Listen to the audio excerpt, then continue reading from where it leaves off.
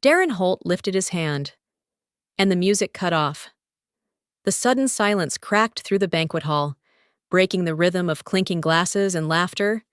Every face turned toward him, waiting for another toast. Instead, he smirked and said loudly enough for the entire board to hear, "Cassia Vale, your services are no longer required. Security will see you out." The words landed like a slap. My glass trembled in my hand as the applause for the $480 million contract collapsed into whispers. Just minutes earlier, I had been celebrated as the architect of Holt Global's biggest deal, the one that would cement our reputation for a decade. Now, I was being erased in the same room, in front of the same people, without warning or defense. 17 years of my life had been poured into this company. I wasn't the face on magazine covers, but I was the one who kept billions of dollars moving safely through our systems. I wrote the clauses that calmed nervous investors, the frameworks that survived downturns. I worked through endless nights, missed family milestones, and ignored the doctor's warnings about my heart. I believed sacrifice would mean loyalty. I believed results would mean respect. Darren believed otherwise. He hadn't built anything. He married into power. The CEO's son-in-law, groomed for influence, hungry for recognition he hadn't earned. Months earlier, I had blocked one of his reckless investment schemes in front of the board, exposing the cracks in his numbers. His pride never recovered. Tonight was his revenge. The CEO, his father-in-law, sat in silence, letting Darren's words stand as fact. Around us, executives avoided my eyes, unwilling to confront nepotism even as it poisoned the very company they claimed to protect. Betrayal doesn't always roar. Sometimes it's quiet. The shuffle of feet, the awkward clearing of throats, the way people you trusted pretend they never knew you. But not every gaze fell away. At the far end of the table, one of our largest investors studied me with steady eyes. He didn't speak. He didn't rise to defend me. But then, with a subtle tilt of his chin, he nodded once. It was small, almost invisible, but it pierced through my shame. It told me something Darren would never understand.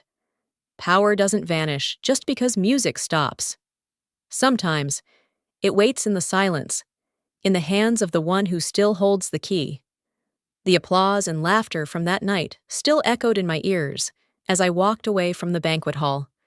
But inside, all I heard was the hollow thud of betrayal. I wanted to scream, to fight back, to demand that 17 years of sacrifice not be reduced to a single humiliating moment. But instead, I carried the silence with me, the kind of silence that settles heavy on the chest and reminds you how easily loyalty can be discarded. 17 years. That number wasn't just time, it was cost. I remembered the endless flights across time zones, the hotel rooms where the minibar became dinner, the sterile glow of spreadsheets at 2 a.m. I remembered promising myself that one day, when the company was secure, I would slow down, but slowing down never came. Instead, I buried myself deeper, working until my chest ached, brushing off the dull pressure as something I could fix later. Later never arrived. There was the night I collapsed in my office, waking up hours later on the floor, papers scattered around me. I thought no one had noticed, but a janitor left a bottle of water and a sticky note, "Take care of yourself." The next morning, I was already back at my desk, leading a crisis call with investors in London. And there was the hospital stay, the one I told no one about. The cardiologist's face was grave as he warned me I was pushing my heart too far. But even in that hospital bed, IV lines in my arm, I had my laptop open, drafting an emergency addendum to reassure a panicked investor group. I told myself the company needed me more than I needed rest. In truth, I was terrified of being forgotten if I stepped away. That was the weight of my 17 years. Not just hours worked, but health surrendered. I had given Holt Global my body, my mind, and every quiet piece of my life. And yet, As much as resentment coiled in me like a burning wire, there was still pride. Quiet pride. I knew the company hadn't survived by luck or lineage. It had survived because I was relentless, because when crises came, I held the line, because investors trusted me, not the family name on the building. That pride was why I insisted, years ago, on a safeguard clause most of the board had dismissed as a technicality, a protection written into every major contract. Any deal over $500 million required my digital authorization. No exceptions. Without it, the contract stood incomplete, funds unsecured, capital reversible within 24 hours. At the time, the CEO had waved me off. Fine, Cassia. If it makes you sleep better at night, write it in. He didn't understand that it wasn't for sleep. It was for survival. A safeguard against the arrogance of men who thought signatures were formalities and that trust was automatic. Now, that clause burned in my mind like a hidden ember. Darren believed he had stripped me of power with a public dismissal. He believed I was just another executive replaced by someone hungrier for credit. But Darren had never stayed awake through midnight conference calls. He had never held the hand of an investor ready to walk away. He didn't know the weight of 17 years, and he didn't know about the clause. I clenched the strap of my bag as I left the building that night, resentment biting at me, but a quiet pride steadying my steps. They had humiliated me, but they hadn't erased me. Not yet. Somewhere, deep in the fine print Darren never bothered to read, my name still mattered. Resentment had carved itself deep into my chest, but nothing sickened me more than the thought of who now held power inside Holt Global. Darren Holt, the CEO's son-in-law, was the embodiment of everything I despised about corporate nepotism. He hadn't earned his place. He hadn't sweated through negotiations or carried the weight of investor confidence on his back. He hadn't lost sleep over market collapses or fought to rebuild trust after economic downturns. Darren had walked into privilege through the back door of marriage, sliding a wedding ring onto the CEO's daughter's hand and, in exchange, receiving a title he never deserved. It disgusted me to watch him parade through the office in tailored suits, his smile polished, his handshake firm, as if that were enough to convince the world of competence. He had no scars from failure, no wisdom born of mistakes. He thrived not on merit, but on appearances. The kind of man who thought charisma could replace discipline. And yet, in a family-run empire, appearances mattered more than substance. The clearest memory I had of Darren's incompetence came 2 years earlier. He had championed an aggressive investment scheme, a high-risk energy merger that looked dazzling on paper, but reeked of instability beneath the surface. The numbers didn't add up. I saw through it instantly. In that board meeting, with investors watching closely, Darren had strutted through his presentation, pitching the merger like a salesman pushing snake oil. When my turn came, I stood, calm but firm, and dismantled his proposal line by line. I showed how the debt ratios would cripple liquidity, how the promised returns depended on projections that ignored basic market volatility. I revealed the cracks in his foundation until even the CEO leaned back in unease. The merger was killed that day. Investors thanked me quietly afterward for protecting their capital. But Darren never forgot. The humiliation on his face was seared into memory, his jaw tight, his eyes cold, his knuckles white on the table. He had been stripped of credibility in front of the very people he longed to impress. Any rational man would have turned that moment into a lesson. He could have come to me for guidance, could have sought mentorship, could have learned the discipline behind financial architecture. But Darren wasn't rational. He was entitled. Instead of learning, he plotted. I noticed it in small ways at first. My name removed from internal briefings, projects I had led suddenly attributed to others, meetings scheduled without me, though the contracts bore my fingerprints. Darren was careful, subtle, operating in the shadows where nepotism thrives best. And whenever I confronted the gaps, the CEO brushed it off with a paternal smile. Don't worry, Cassia. Darren is just trying to find his footing. Find his footing? He wasn't climbing. He was climbing over me. The injustice burned hotter with each passing month. I had given my health, my time, my loyalty. He had given nothing but a last name, and yet the scales tilted in his favor. My sacrifices were invisible compared to his connections. Still, I held my ground. I told myself integrity would matter in the long run, that investors would remember who safeguarded their money. And perhaps they did. But Darren was patient in his own way, his resentment brewing into strategy. He didn't just want credit. He wanted me erased from the narrative altogether. The public dismissal at the banquet hall was not a rash act. It was the culmination of years of bitterness, a carefully constructed plan to ensure that when the company's brightest moment arrived, I would not be allowed to share in it. And that was the twist that gnawed at me most. He had the chance to grow, to build, to earn respect. But instead of lifting himself up, Darren chose to drag me down.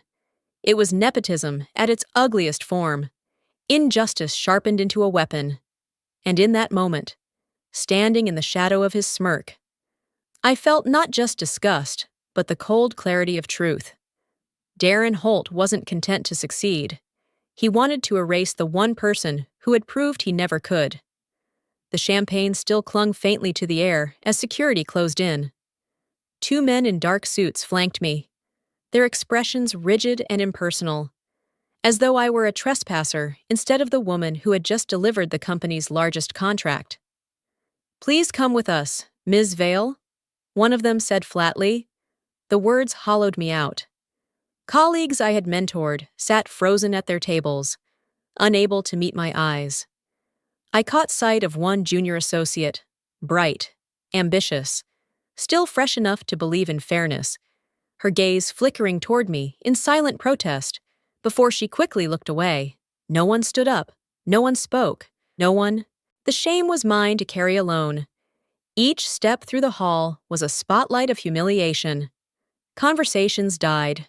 Glasses clinked nervously, and the thud of my heels on the polished floor echoed louder than any applause ever had. I had envisioned my departure from Holt Global many times, but never like this. Not stripped of dignity, not as a spectacle. The lobby felt colder than the banquet room. I remembered when that marble floor had felt like a rival, my first day 17 years ago. Walking across it with excitement humming in my chest, clutching my employee badge like it was a key to destiny. Tonight, the same badge dangled uselessly at my side, its weight now more punishment than privilege. At the revolving doors, one of the guards gestured. "Your badge. Please." I hesitated, staring down at the plastic card with my picture, my name, the years it represented. Handing it over felt like tearing off skin. Slowly, I pressed it against the reader. A harsh red light flashed. Access denied. The sound was final, brutal, echoing like a gavel strike. My badge was dead. In that instant, I was no longer Cassia Vale, Senior Vice President of Financial Architecture. I was nobody. The guard took the card from my hand and tossed it into a tray with practiced indifference, as though it were trash. My humiliation was complete. 17 years reduced to a blinking red denial at the company's door. Outside, the night air hit me like a slap. I stood there, alone on the sidewalk, the glow of the building towering behind me. Inside, laughter would soon return, Darren basking in his hollow triumph. Out here, I had only silence and the sting of isolation. I told myself to breathe, but resentment burned hotter with every inhale. They had erased me with a smirk and a swipe, and the world spun on as if I had never mattered. For a moment, I believed Darren had won. Then my phone buzzed. I glanced down, expecting another empty calendar reminder. Instead, my email lit up with a subject line that froze me in place. Safeguard countdown active. My heart kicked hard, hands trembling. I opened it.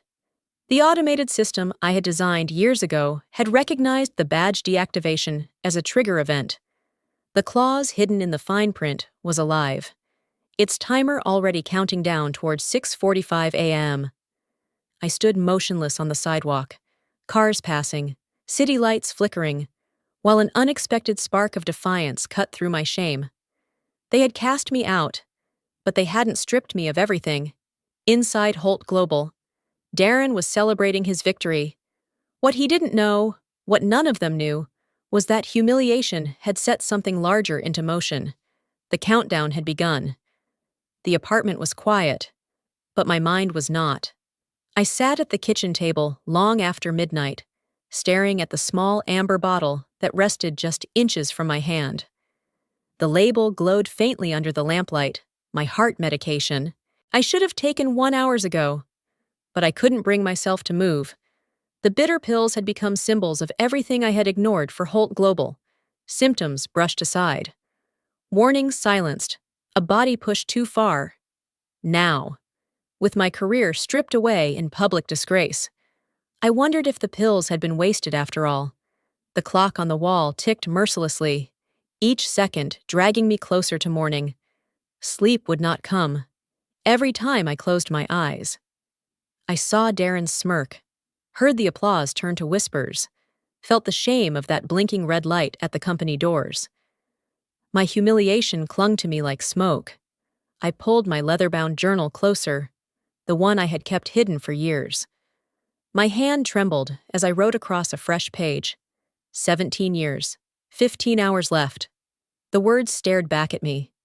They weren't just a record, they were a countdown. 15 hours until the safeguard clause completed its cycle. 15 hours until the system I had written either validated my foresight or reduced me to nothing more than a bitter former executive. Anxiety twisted through me, sharp and restless. What if the clause failed? What if the board found a way to override it? What if Darren uncovered the hidden condition before it triggered? I paced the small apartment, pressing my palms against the cool window glass, watching the city lights pulse like a restless heartbeat. The skyline I had once admired now looked like a stage where I was no longer welcome. I told myself to breathe. I tried to recall the nights I had calmed panicked investors with nothing but a steady tone and a detailed report. If I could manage their fear, why couldn't I manage my own? But fear turned in on itself, gnawing at my insides. On the table, my phone buzzed. The sound made me flinch. With shaking fingers, I picked it up, half expecting another cruel message, another reminder that I had been replaced. But the screen told a different story.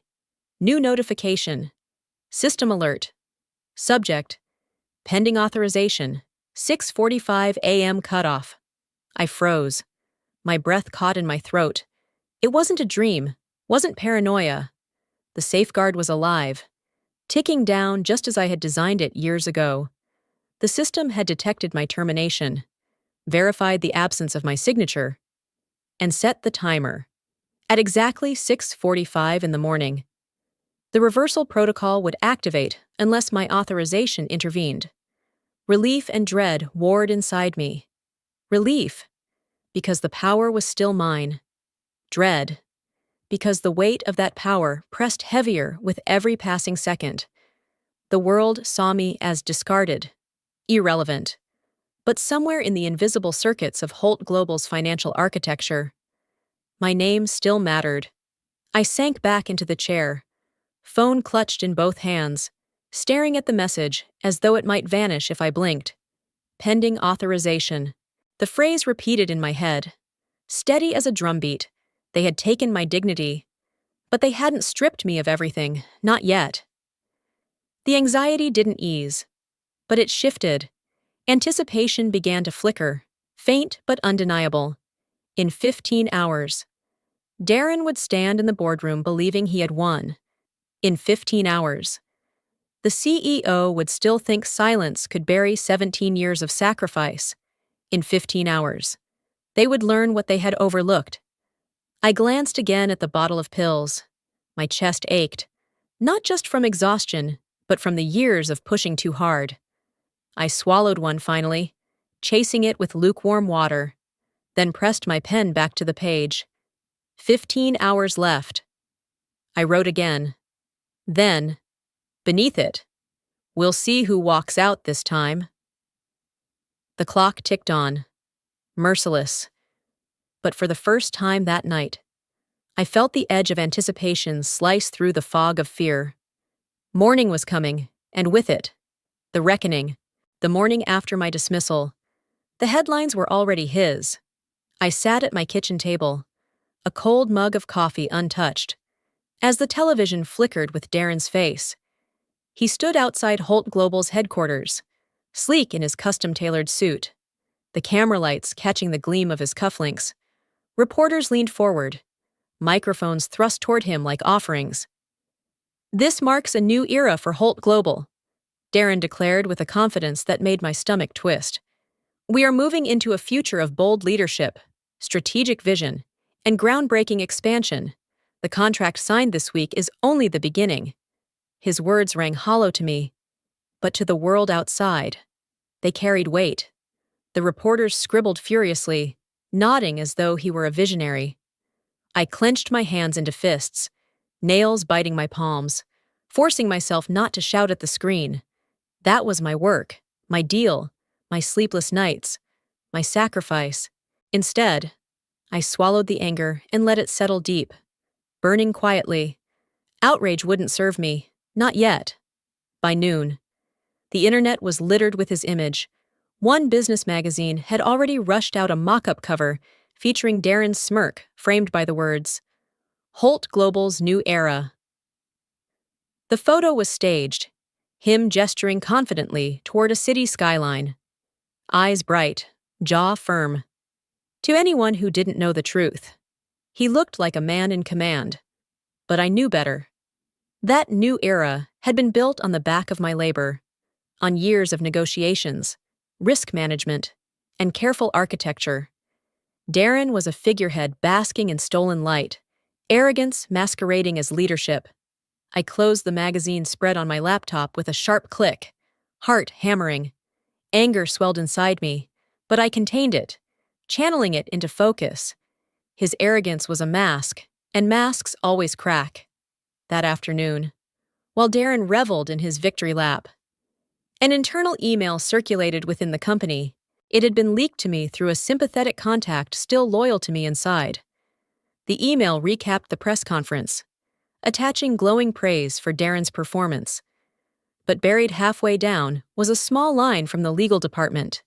It read, "Pending confirmation required for Cassia Vale's digital authorization on contract 482B. My pulse quickened. They knew. Later. I heard what happened in Darren's office. A company lawyer, a cautious man I remembered well, had quietly raised the matter during a follow-up meeting. "Mr. Holt," he began carefully, "our records indicate that the recent $480 million contract still requires Ms. Vale's signature under the safeguard clause. It would be prudent to address this immediately." Darren had laughed. "She's irrelevant now," he interrupted, waving a dismissive hand. "The board made its decision. We don't need her anymore." That arrogance, the certainty that rules and safeguards didn't apply to him, was his trademark. It was the same arrogance that had driven him to push reckless deals in the past. The same arrogance that convinced him nepotism was equivalent to merit. He believed the clause was nothing more than fine print, a technicality that could be ignored. But I had written that fine print, and I knew better. I imagined the scene vividly. Darren smirking in his office, dismissing the lawyer with a wave, convinced the spotlight would never dim. Meanwhile, the clock continued ticking toward 6:45 a.m., the safeguards cutoff approaching with every passing hour. Contained anger pulsed through me like a second heartbeat. I wanted to scream at the world for swallowing his lies, for plastering his face across covers that should have borne mine. But instead, I folded my journal shut, whispering to myself, "Patience. The truth will speak soon enough. Arrogance blinds. Contained anger sharpens. And I knew whose vision would matter when the clock struck. The apartment felt too large and too small all at once. Every corner echoed with silence. And yet the air pressed down on me as if the walls were closing in. I sat at the edge of the couch, knees pulled close, my eyes fixed on the clock across the room. Its second hand jerked forward again and again, each tick sharp as the stab of a blade. 5 hours left. The journal lay open beside me, filled with restless handwriting from the night before. I had written and rewritten the same words. 17 years, 15 hours left, as though repetition could give me control. But now, with the countdown shrinking, the words looked foreign, like the scrawl of a desperate stranger. The quiet was unbearable. I turned on the television, only to switch it off seconds later when Darren's face filled the screen again, boasting about his new era. His arrogance was louder than any noise. I paced the apartment, hands running through my hair, heart pounding too fast for comfort. My body was exhausted, but my mind refused to rest. Every tick of the clock was a question. What if the safeguard failed? What if Darren had already found a way to override it? I imagined him laughing in his office, flanked by lawyers willing to bend rules to protect him. Fear curled through me, whispering that I might have been too clever for my own good, that they would erase me not just from the company, but from the system I had designed.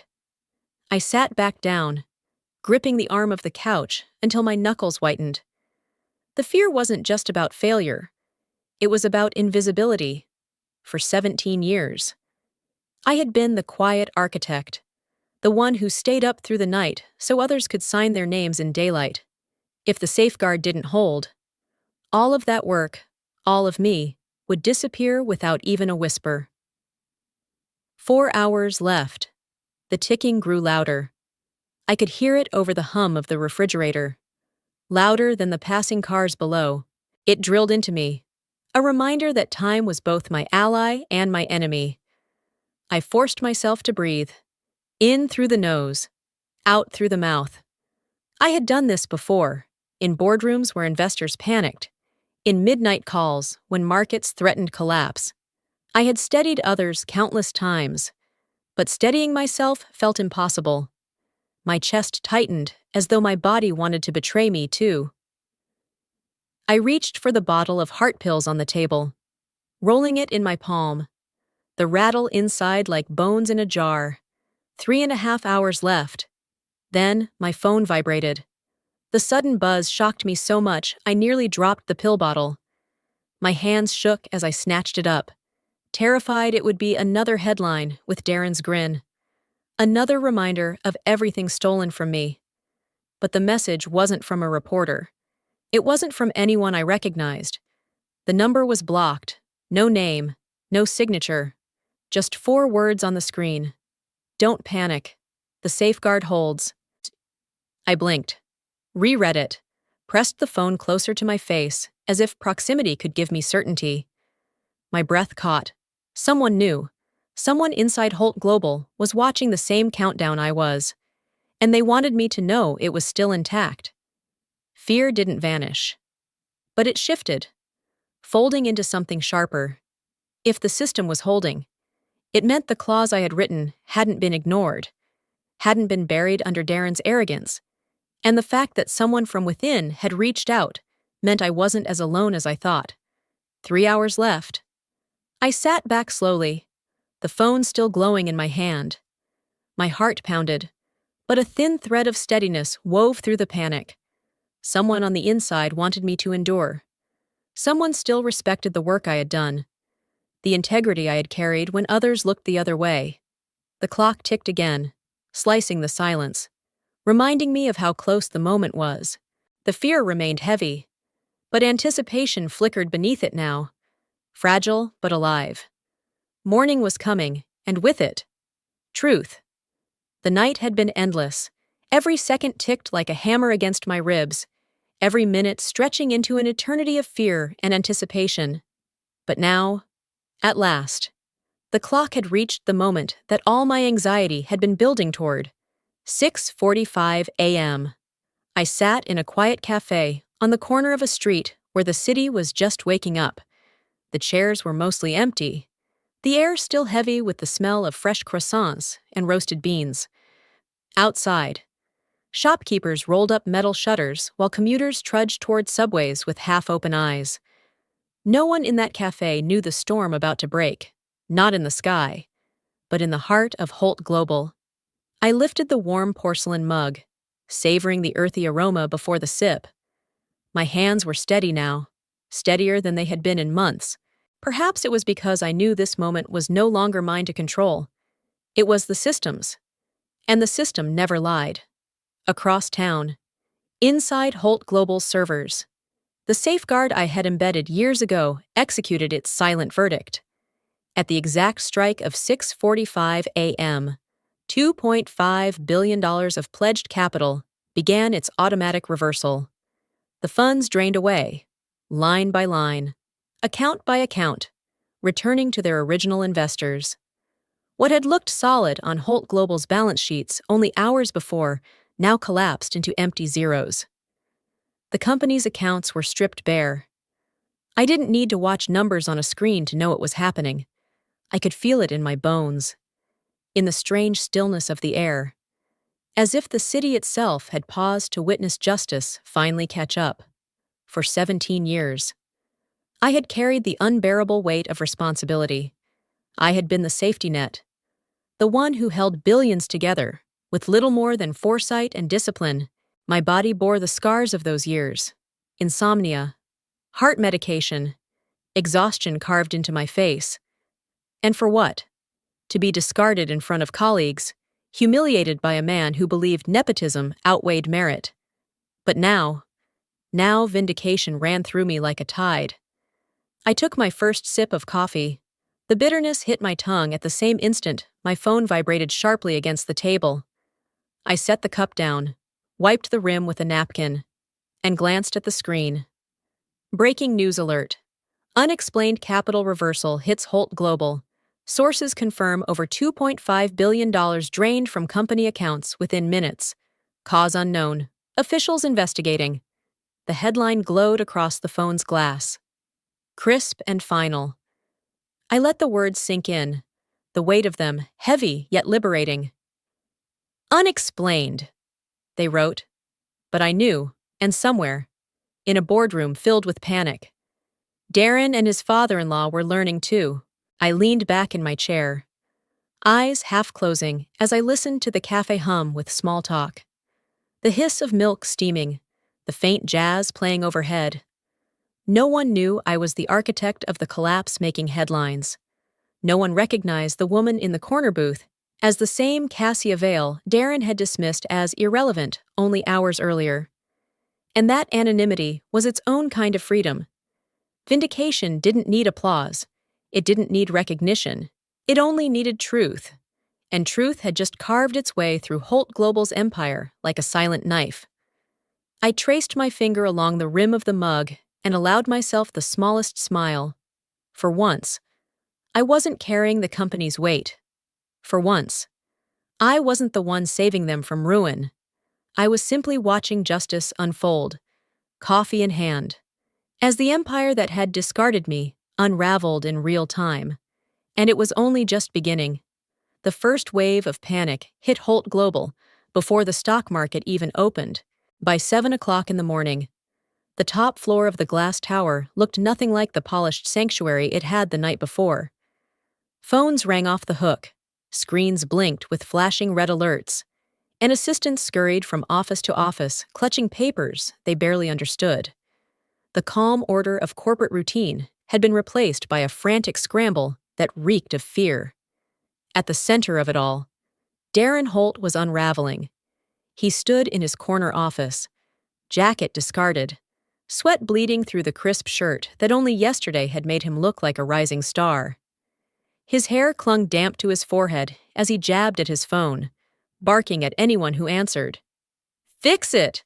I don't care what it takes! Just get the money back!" But there was no money to get back. The $2.5 billion had vanished as swiftly as if the ground itself had swallowed it whole. Accounts that had looked full and healthy at midnight now showed nothing but hollow zeros. The reversal protocol had left no trace but the empty shells of balances. Across the hall, the CEO, his father-in-law, was in even worse shape. His voice boomed through the office as he shouted into the phone at one of the banks. "You listen to me! That collateral was secure. Secure! You can't just pull billions overnight. There are safeguards, damn it!" The irony of his words went unnoticed by him, but not by the staff cowering nearby. Safeguards. Yes, there had been safeguards, just not the ones he imagined. Interns whispered to one another, paralegals stared wide-eyed at screens, and senior managers traded helpless looks. The collapse wasn't just financial, it was reputational. The media had already seized on the breaking story. Unexplained capital reversal at Holt Global, anchors speculated. Analysts shook their heads, and investors demanded answers that Darren couldn't give. Inside the boardroom, the chaos reached its peak. The long mahogany table was littered with half-empty coffee cups, crumpled reports, and phones buzzing with calls from furious shareholders. Darren paced like a caged animal, slamming his hand against the table hard enough to make a water glass tip over. "This is sabotage!" he shouted. "Somebody on the inside has rigged the system. We'll find them. We'll crush them. Nobody does this to Holt Global." The words rang hollow even as he said them. Everyone in that room knew he was flailing. His eyes darted from face to face, desperate for someone to provide a lifeline. None came. Then, slowly, the CFO cleared his throat. A quiet man by nature, the CFO had survived the chaos of corporate finance by never raising his voice, by always having his facts straight. But today, he looked pale, almost sick, as he adjusted his glasses and spoke in a tone barely above a whisper. "Mr. Holt, there's something you need to understand." Darren spun toward him. "Then explain it!" The CFO swallowed hard, eyes flickering toward the CEO, before landing back on Darren. "The $2.5 billion wasn't company money." Silence blanketed the room for a moment, broken only by the buzz of unanswered calls. "What do you mean it wasn't company money?" Darren demanded, voice cracking under the weight of disbelief. The CFO took off his glasses, rubbed them with a handkerchief, then replaced them as though stalling for time. His words came slowly, each one a nail in the coffin. "It was collateral, your father-in-law's personal assets, properties, private accounts, even the family trust, all pledged to make the books look stronger than they were." The CEO slammed a fist onto the table, eyes wild. "You weren't supposed to say that," he roared. But the truth was out, hanging in the air like smoke. Darren staggered back a step, his face draining of color. Sweat pooled at his collar as the reality sank in. This wasn't just a financial disaster, this was personal ruin. The room erupted into overlapping shouts, managers demanding guidance, lawyers scrambling for damage control, assistants whispering frantically into phones. The empire that had seemed untouchable hours earlier was imploding in real time, and though I wasn't there to witness it, I could imagine every detail. Darren's panic, the CEO's fury, the CFO's reluctant confession. They had thought me irrelevant, but as their world burned around them, I knew the truth was settling in. The key they had discarded was the one that had unlocked their collapse. By the time the market bell rang that morning, Holt Global was already drowning. I sat by the window of the cafe, sunlight creeping slowly across the table, my second cup of coffee warming my hands. Outside, the city pulsed with its usual rhythm, buses wheezing, shop doors opening, commuters checking their phones. But inside the financial world, rhythm had been replaced by chaos. Holt Global's stock opened with a sharp drop, within 30 minutes. It had plummeted so fast that trading algorithms froze in panic, halting trades for a brief moment before releasing again into freefall. Phones buzzed constantly around me, with push notifications. Holt Global loses 40% of market value in first hour. By noon, that number had deepened into catastrophe. 72% erased in a single day. Investors who had once praised the company's stability fled in droves. Fund managers called for emergency meetings. Private equity groups severed ties. And long-term partners pulled contracts overnight. Even those who once claimed loyalty could smell the collapse. And no one wanted to be caught in the rubble. I watched it all unfold on my laptop. The red downward graphs almost hypnotic. A grim satisfaction rooted itself deep inside me. It wasn't joy, not exactly. Too many people, innocent employees, would pay for Darren's arrogance and the CEO's hubris. But there was something undeniable in seeing the empire that had humiliated me finally face its own reckoning. On the television, mounted above the cafe counter, a news anchor's voice carried over the hum of conversation. "Markets are stunned this morning by the rapid collapse of Holt Global," she said crisply. Sources confirm that $2.5 billion was unexpectedly withdrawn in the early hours, leaving the company insolvent. Analysts are pointing fingers at Darren Holt, now being dubbed. She paused, glancing at her notes before continuing. The man who fired the architect before collapse. The camera cut to a photograph of Darren leaving the building. His face pale, his tie loosened, reporters swarming him with questions he had no answers for. I let out a slow breath. Once. Those headlines would have been mine. My name would have been linked with success, my work with resilience. Instead, my name was absent, erased. But Darren's, his name would now live in infamy. And in a way, that was enough. The CEO, I imagined, was raging in silence, his personal fortune gutted, his reputation in tatters, the family empire collapsing under the weight of secrets he had thought would never surface. Holt Global had been built on illusion, and illusions can't survive daylight. Then, as if fate wanted to twist the knife deeper, another headline flashed across my screen. A rival company, one that had long competed with Holt Global for investor trust, launched a bold new ad campaign at the very peak of the scandal. The words stretched across the screen in stark white letters against a black background.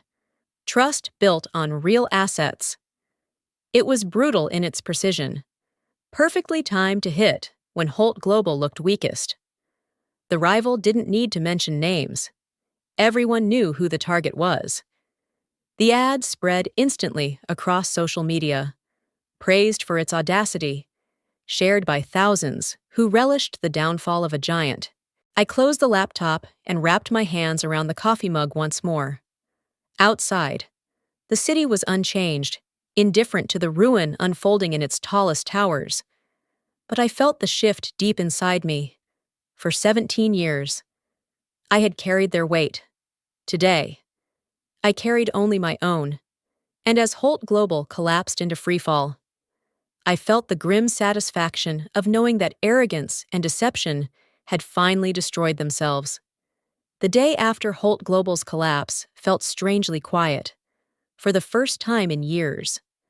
I woke without an alarm, without a meeting to prepare for, without a weight pressing on my chest, reminding me of the work waiting to consume me. The sun spilled through the blinds of my apartment, soft and golden, and I let it linger on my face. The silence was no longer suffocating. It was freedom. I made coffee slowly, deliberately, savoring each step, the grind of beans, the hiss of water, the warmth of the mug in my hand. 17 years of my life had been spent rushing, sprinting from crisis to crisis, tethered to the company like a lifeline that cut deeper each year. Now, with Holt Global in ruins, I finally allowed myself to move at a human pace. Still, part of me braced for regret, for the gnawing emptiness of being cast aside, for the loneliness of being invisible. But instead, there was only clarity.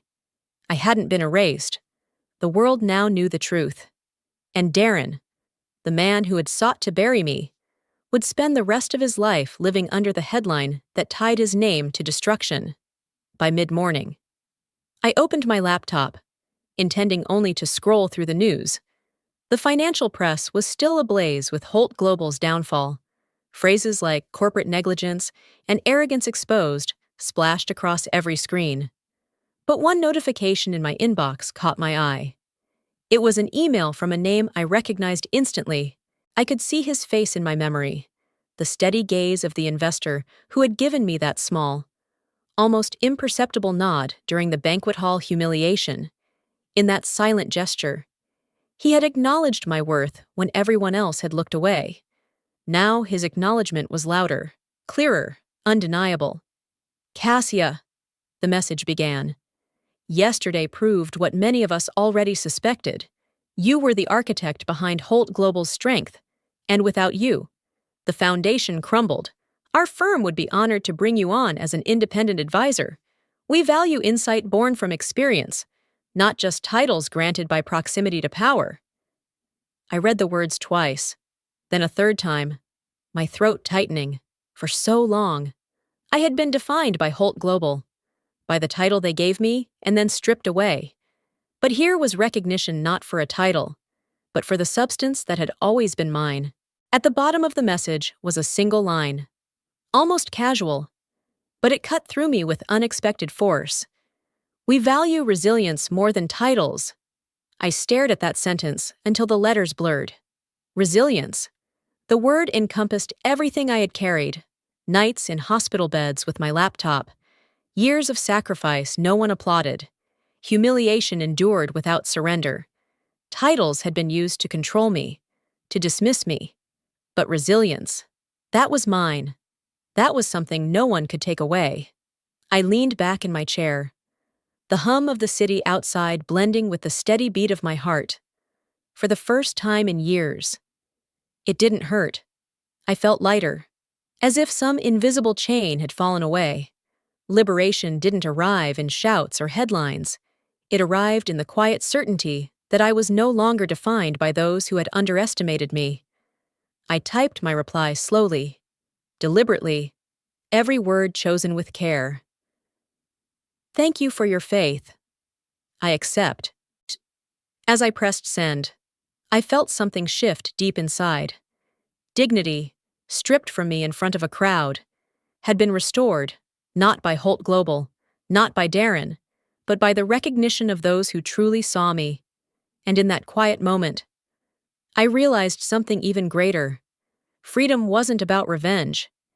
It was about reclaiming myself. The cafe door swung shut behind me, and for a moment I just stood there on the sidewalk, feeling the cool morning air on my face. The city was alive now, buses groaning past, cyclists weaving through traffic, the chatter of pedestrians carrying coffee cups and briefcases. Life moved forward. As it always did, I reached into my coat pocket and pulled out my employee badge. The laminated card, with its faded picture and plastic edges worn smooth by years of use, had once been my identity. 17 years of sacrifice had been bound to that little piece of plastic. Sleepless nights, frantic negotiations, and even hospital stays, all tethered to a card that granted access to elevators and conference rooms, but never to respect. I turned it over in my hand once more. Then, without hesitation, I dropped it into the trash can beside the cafe. The sound was soft, almost anticlimactic, but to me it was deafening. It was the sound of release. For the first time in nearly 2 decades, I felt no weight on my shoulders, no deadlines clawing at my back, no boardroom whispers eroding my worth, no pills lined up on the kitchen counter as payment for another overworked night. My chest felt lighter, my heart beat steady, unburdened. I was no longer defined by Holt Global or by the men who had dismissed me. I looked upward. The sun was rising, bleeding gold and crimson across the skyline, casting long shadows that made the city glow. I tilted my head back and let the warmth wash over me. It felt like standing in a new beginning. Then my phone vibrated. I hesitated, half expecting another headline, another reminder of chaos inside Holt Global's tower.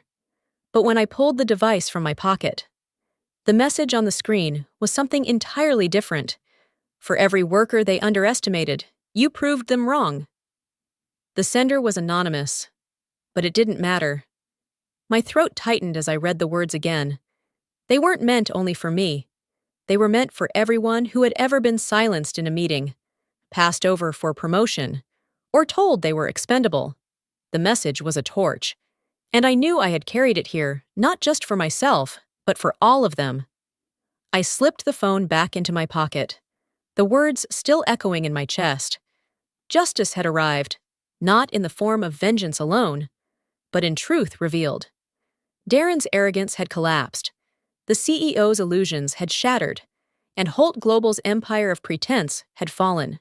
What stood now was not me against them, but me reclaiming my dignity, and in doing so, shining a light for the undervalued everywhere.